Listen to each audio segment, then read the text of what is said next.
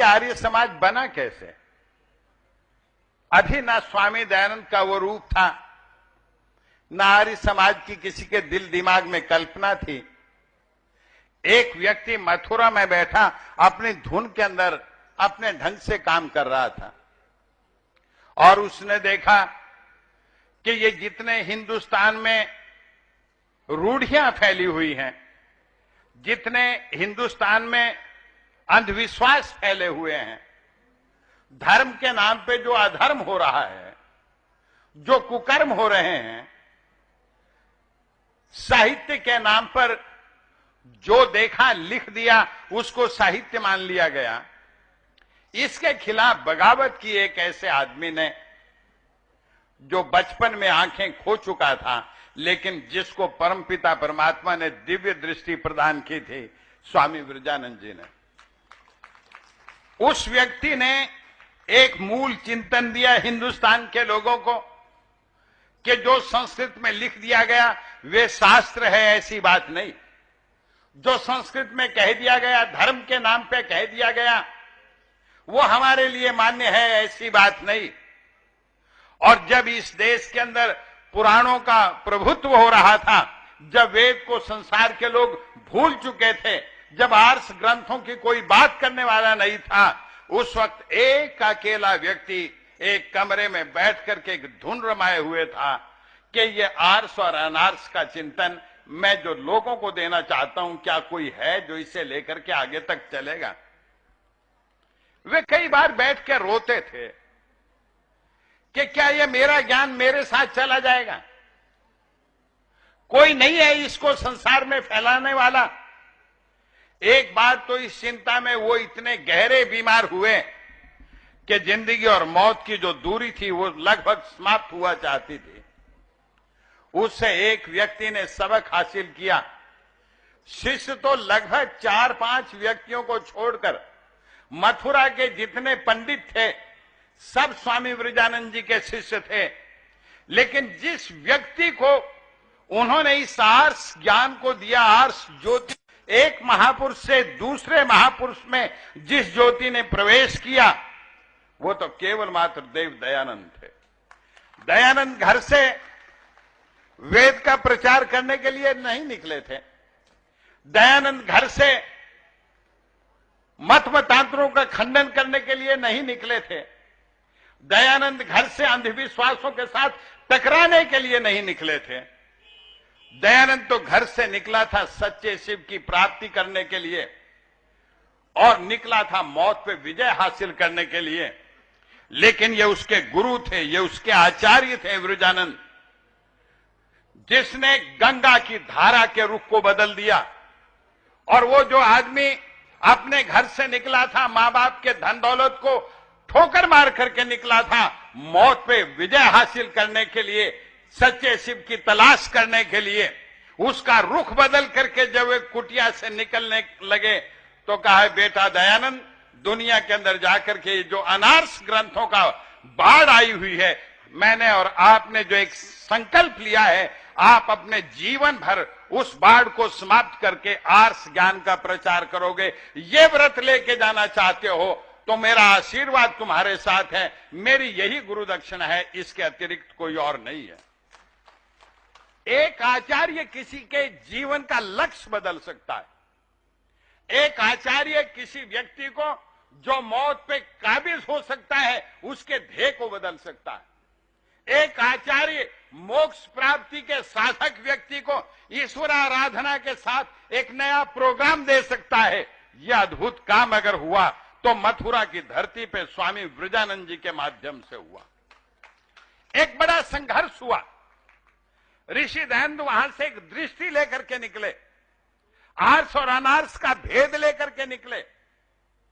उन्होंने मान लिया इस बात को आचार्य के कहने पे कि जो ग्रंथ ऋषियों के लिखे हुए हैं, जिनकी टीकाएं ऋषियों ने की हैं, सामान्य व्यक्ति ने नहीं, और जिनके अंदर परस्पर द्वेष नहीं है, घृणा नहीं है, एक दूसरे का पारस्परिक विरोध नहीं है, जो ईश्वर की वेद की स्तुति गाते हैं, वे आर्ष ग्रंथ हैं, बाकी सब त्याज्य हैं। और ये संकेत लेकर के ऋषि दयानंद निकले, भट्टी में से तैयार होकर के निकले। 3.25 साल जिस व्यक्ति ने एक गुरु के चरणों में लगाए, छोटी बात नहीं है। दयानंद अपने जीवन में बहुत ज्यादा समय किसी एक जगह पे नहीं रहते थे तब तक, लेकिन पहली बार उन्हें लगा कि यहां एक ऐसा व्यक्ति है जो मेरे जीवन को रास्ते पे डाल सकता है। न केवल मात्र 3.25 साल गुरु विरजानंद के पास वे मथुरा में रहे, बल्कि वहां से चल करके अगर आए तो आगरा में आकर के रुक गए। 2 साल के लगभग वहां रहे, ताकि जो उनके मन में शंकाएं आए वे या पत्र के जरिए या स्वयं मिलकर के अपने आचार्य से उनका समाधान कर पाए। ये कारण है जिस कारण ने ऋषि दयानंद की दिशा बदली थी। ये कारण है जिसकी वजह से ऋषि दयानंद ने आर्य समाज की स्थापना की थी। ये कारण है जिसकी वजह से ऋषि दयानंद ने सत्यार्थ प्रकाश का निर्माण किया था।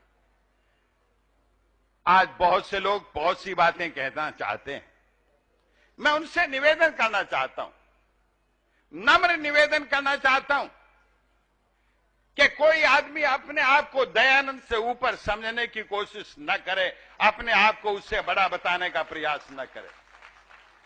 मैं और आप दयानंद की बात समझ पाए तो मैं समझूंगा कि हमारा जीवन सफल हुआ। एक मोटा सा उदाहरण देना चाहता हूं। ऋषि दयानंद ने अपनी किताब का नाम सत्यार्थ प्रकाश रखा है, और जितने विद्वानों ने सत्यार्थ प्रकाश का इंग्लिश अनुवाद किया है, सब ने उसका अनुवाद लाइट ऑफ ट्रूथ किया है। मैं उन सारे विद्वानों के प्रति नतमस्तक हूं, पर एक बात कहना चाहता हूं, light of truth Satyarth Prakash का अनुवाद नहीं है, light of truth Satya Prakash का अनुवाद है। ऋषि दयानंद के ग्रंथ का नाम सत्य प्रकाश नहीं है। ऋषि दयानंद ये मानते हैं कि सच्चाई का प्रकाश तो वेद के माध्यम से सृष्टि के आदि में परमपिता परमात्मा किया करते हैं। मैं तो केवल मात्र जो सच्चाई के अर्थों के ऊपर मैल पड़ गई है, आवरण गया है, मैं उसको हटा करके सत्य के अर्थों का प्रकाश कर रहा हूं। इसलिए नाम सत्यार्थ प्रकाश रखा, ना कि सत्य प्रकाश रखा है। जब मेरे अंदर, मेरे बड़े बड़े विद्वानों के अंदर किताब के टाइटल का अनुवाद करने की भी, मैं सबके प्रति नतमस्तक होकर के कह रहा हूं, मैं उन सबके जो उन्होंने काम किया उसकी सराहना करता हूं। अगर वो हिमालय की ऊंची चोटी है तो मैं मिट्टी का कण नहीं हूं, अगर वो सागर का गहरा पानी है तो मैं पानी का एक बिंदु नहीं हूं। लेकिन मैं ये कहना चाहता हूं कि जहां दयानंद के शब्दों का हम अर्थ करने में भी अपने आप को असमर्थ पाते हैं, वहां अगर हम ये कहें कि सत्यार्थ प्रकाश का संशोधन कर दिया जाए, सत्यार्थ प्रकाश को बदल दिया जाए, आप मुझे बताएं कहां तो हमारा काम था कि हम आर्ष ग्रंथों को अनार्ष ग्रंथों से अलग करके आर्ष पद्धति के ऊपर एक नए समाज का निर्माण करना चाहते थे, और कहां वो मेरे हाथ के अंदर जो एक टॉर्च थी, मेरे हाथ में जो एक मिसाल है, उस अंधेरे के अंदर जहां बहुत बड़ा अंबार लगा पड़ा है ग्रंथों का, उसमें से आर्ष ग्रंथों को खोजने की जो मेरे हाथ में एक टॉर्च सत्यार्थ प्रकाश है, मैं तो उसके बारे में भी कुछ और सोचने लग गया हूं। पिछले दिनों एक विद्वान ने एक किताब लिखी, बहुत उथल पुथल हुई उसकी वजह से। मैं आर्यजनों का आभारी हूं कि लोगों ने बहुत लेख लिखे उस किताब के खिलाफ, वीर भारत तलवार की किताब के खिलाफ। उसमें उसने एक वाक्य लिख रखा है कि ऋषि दयानंद ने अमर सिंह का जो अमर कोश है उसका भी निषेध किया है। अमर कोश तो डिक्शनरी है, डिक्शनरी का निषेध करने का क्या अभिप्राय है? मोटे तौर पे देखें तो बात ठीक लगती है। शब्दकोश है, उसका आर्ष क्या अनार्ष क्या? क्यों किया ऋषि दयानंद ने उसका विरोध? मैं एक उदाहरण दे रहा हूं आपसे, उसका एक गहरा कारण है। ऋषि दयानंद जब वेद का भाष्य करने लगे, उन्होंने देखा कि जो भारतीय और विदेशी विद्वानों ने वेद का भाष्य किया है उसमें उन्हें रूट मीनिंग ना लेकर के जो रूढ़ी अर्थ हैं शब्दों के, जो रूढ़ हो गए हैं, वो अर्थ लेकर के वेद का अनुवाद किया है। और उसका परिणाम यह निकला कि सायण ने जितने भी मंत्र थे यज पर अर्थ करके, कहीं मांस का विधान करके, कहीं कुछ और करके। इसीलिए तो अरविंद ने कहा था कि दयानंद पहला व्यक्ति है, अंतिम भाष्य वेद का जो हो सो हो, लेकिन वो पहला व्यक्ति है जिसने ताला लगा हुआ जो वेद के ऊपर था कुंजी के साथ उसे खोल दिया और ताले को तोड़ करके फेंक दिया। कारण एक दृष्टि थी, आर्स और अनार्स की दृष्टि थी जो उसको गुरु विरजानंद जी से मिली थी। और उस नाते उन्होंने कहा, भोले आदमियों, अगर वेद का अनुवाद करना है, अगर वेद को समझना है, शब्दार्थ को समझना है, तो तुम्हें अष्टाध्यायी का ध्यान करना चाहिए, महाभाष्य का करना चाहिए, निघंटु का करना चाहिए, आपको जो आर्ष ग्रंथ हैं उन निरुक्त का करना चाहिए। और अगर तुम अमरकोश जैसी किताब को लेकर के चलोगे, वो तुम्हें किसी एक अर्थ के साथ बांध देता है, रूढ़ कर देता है।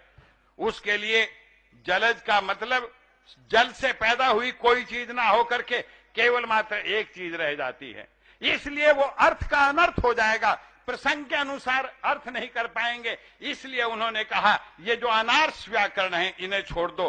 दयानंद तो यहां तक कहता है, मैं और आप अगर उसकी इस बात को समझने का प्रयास ना करें तो कैसे बात चलेगी।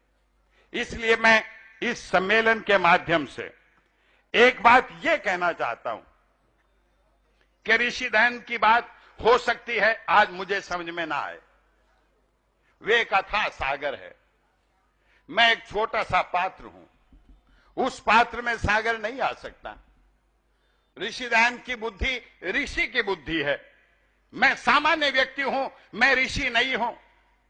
इसलिए अगर मैं उसकी बात को समझ ना पा रहा हूं तो विद्वानों को चाहिए पूरी लगन के साथ, श्रद्धा के साथ, निष्ठा के साथ सिर जोड़ करके बैठें और जिन बातों के अर्थ समझ में ना आ रहे हों उनके अर्थ समझने का प्रयास करें। लेकिन ऋषि के ग्रंथ में कोई अन्य ऋषि जो ऋषि नहीं है वे संशोधन नहीं कर सकता, न उस संशोधन को कभी स्वीकार किया जाना चाहिए। वो एक अद्भुत इंसान है, उसके बारे में अगर मैं कवि के शब्दों को उधार लेकर के कहना चाहूं तो सकल रज रेणुओं को मणियों पे वार डालूं, मणियों को वार डालूं सूरज और चंद्र पे, सूरज और चंद्रमा को स्वर्ग हु पे वार डालूं, स्वर्ग हु को वार डालूं भारत सुख कंद पे, भारत की भूमि को मैं देवताओं पे वार डालूं, देवताओं को वार डालूं देवता स्वच्छंद पे, सकल देवताओं को ऋषियों पे वार डालूं, ऋषियों को वार डालूं ऋषि दयानंद पे। ऐसा महान व्यक्ति, उसका इतना गहन चिंतन, उसकी इतनी दिव्य दृष्टि, उसकी इतनी हिम्मत। एक अकेला आदमी धरती और आकाश के बीच में खड़ा है, उसके हाथ में ओम की पताका है, दूसरे में वेद है। सारा संसार विरोधी है। जब वे बोलते हैं लोग कीचड़ फेंकते हैं, पत्थर फेंकते हैं, जहर के प्याले पिलाते हैं। मैं कई बार सोचता हूं, सुकरात तुम महान थे, तुमने सच्चाई के लिए एक बार जहर के प्याले को पिया था, तुम्हें महान मानता हुआ मेरा एक सवाल मुझे कुरेदता है, अगर सही मायनों में जहर के प्याले को एक बार पीने की वजह से सच्चाई के लिए सुकरात महान है, तो जिस दयानंद ने जहर के प्याले को अनेकों बार पिया सच्चाई के प्रचार के लिए, उसे क्या कहकर के संबोधित करूं।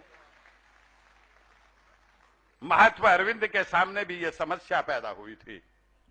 लोगों ने कहा आपने अपनी छोटी सी किताब का योगी राज नाम रखा है दयानंद, तमाम दुनिया आपका विरोधी हो जाएगी क्योंकि दयानंद की तारीफ में लिख रहे हो। ये मुट्ठी भर आर्य समाजी ये भी बुरा मनाएंगे कि तुमने दयानंद के नाम के साथ कोई ऋषि, साधु, सन्यासी, महात्मा, योगी कोई विशेषण नहीं लगाया।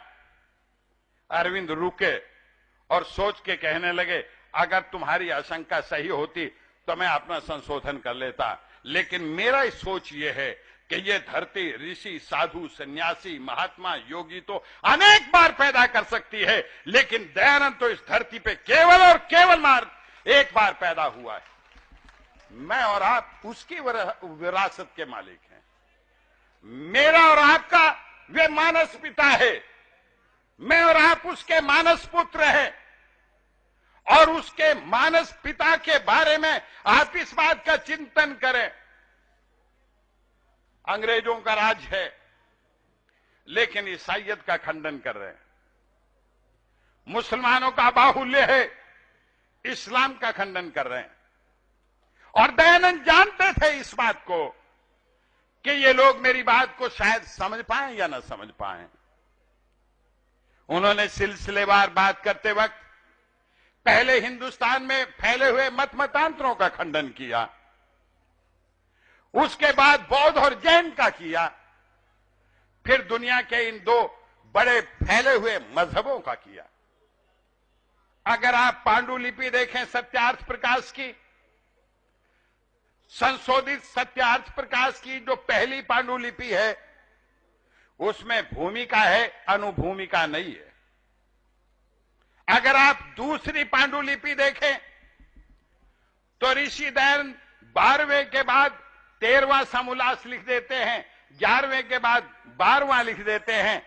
उस वक्त अनुभूमिका नहीं है, लेकिन उसके बाद एक अलग पेज पे अनुभूमिका लिख करके जोड़ते हैं और उसके ऊपर एक नोट लिखते हैं कि अगला समोल्लास छापने से पहले यह अनुभूमिका छापी जाए। क्यों किया ऋषि दयानंद ने ऐसा? ऋषि दयानंद समझते थे कि जो मेरे अंदर का भाव है, जिस बात की वजह से मैं मतांतरों का खंडन कर रहा हूं, मतांतरों का जो खंडन धरती पे सबसे पहले हजारों साल के ये जो अवधि है, उसमें स्वामी विरजानंद ने प्रारंभ किया था। वे जानते थे कि मेरा भाव समझने के लिए मुझे इनको एक अनुभूमिका भी लिखनी चाहिए।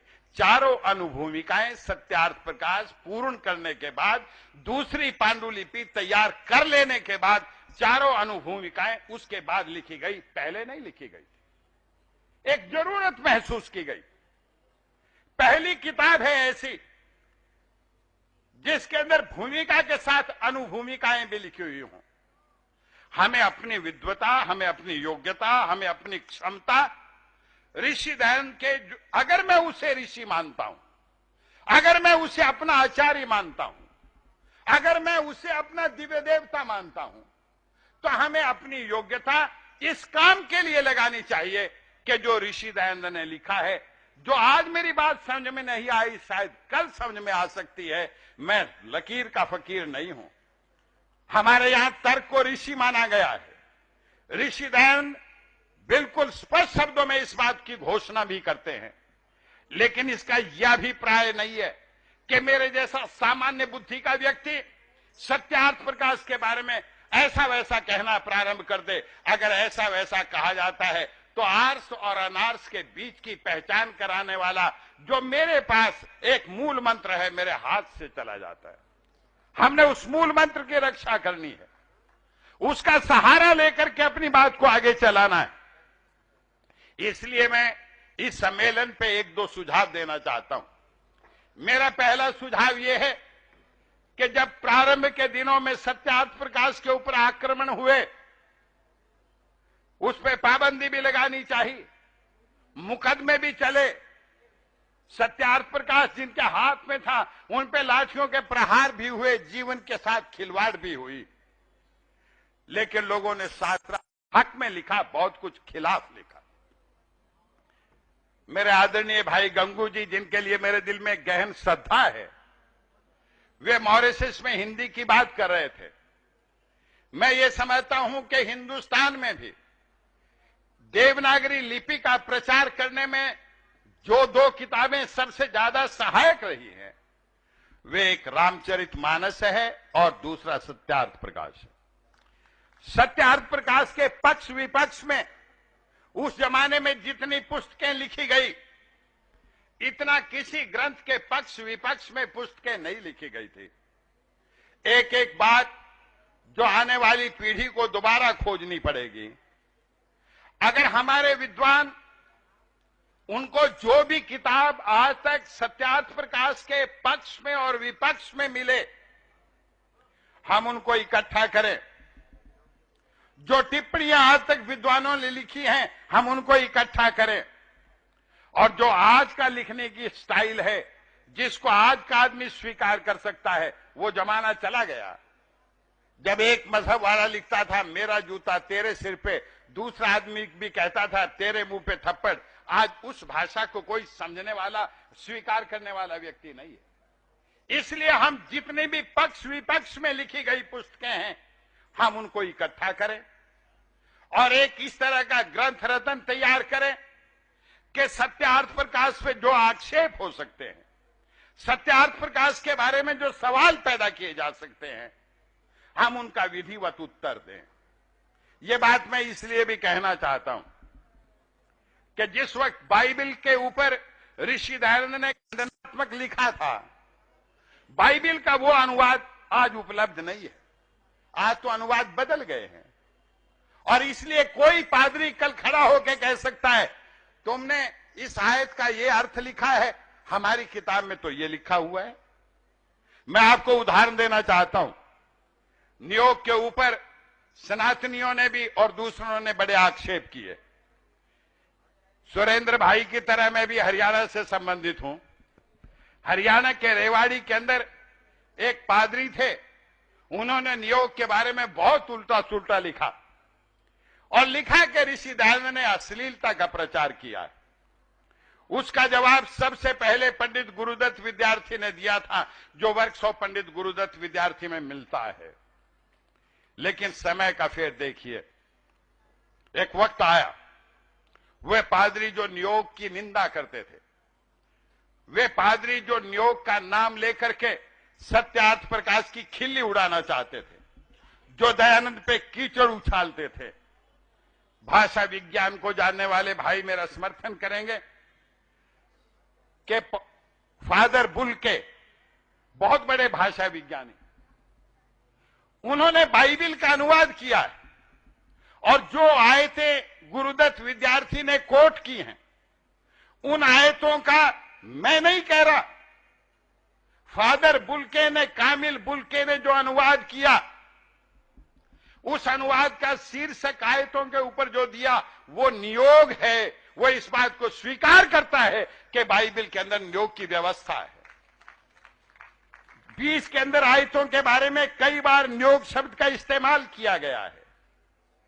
तो आज दयानंद के सत्यार्थ प्रकाश के आलोक में लोगों ने अपनी किताबों के अर्थ बदल लिए। लेकिन अगर कल को मुझे और आपको सत्यार्थ प्रकाश डिफेंड करना है, जो इस्लाम के बारे में लिखा गया, जो बाइबल के बारे में लिखा गया, तो जो उस जमाने के अनुवाद हैं, जो उन लोगों ने उस वक्त किए थे, जिन अनुवादों की तरफ, कुरान के अनुवादों की तरफ, बाइबल के अनुवादों की तरफ पंडित रामचंद्र देहलवी ने और महेश प्रसाद आलम फाजिल ने जिनकी तरफ इशारा किया है, हमें उनके पुस्तकालयों से लेकर के उन किताबों को सुरक्षित रखना चाहिए।